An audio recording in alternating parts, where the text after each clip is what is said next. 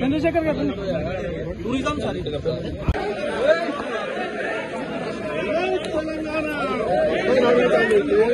తెలంగాణ अरे चलो यार तुम लोग अरे यार तुम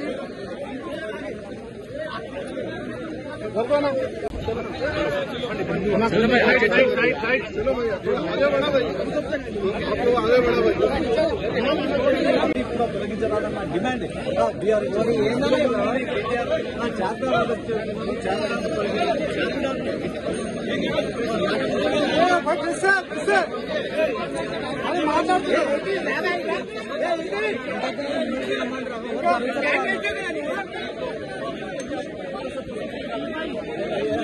ఈరోజు దశాబ్ది ఉత్సవాలు నిజానికి ఒక పండుగ వాతావరణంలో సంతోషభరితమైన వాతావరణంలో జరగాలి.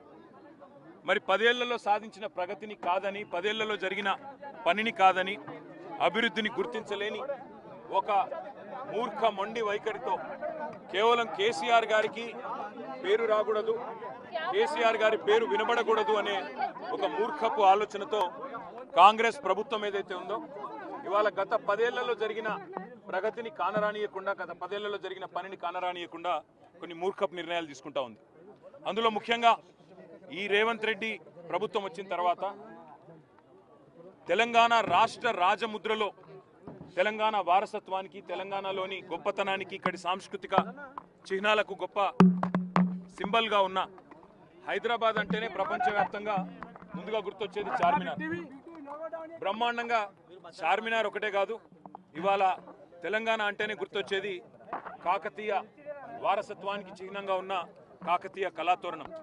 హైదరాబాద్ తెలంగాణకి మొదటి ప్రాముఖ్యత కలిగిన పట్టణం అయితే, రెండవ ప్రాముఖ్యత కలిగిన పట్టణం, సెకండ్ లార్జెస్ట్ సిటీ వరంగల్.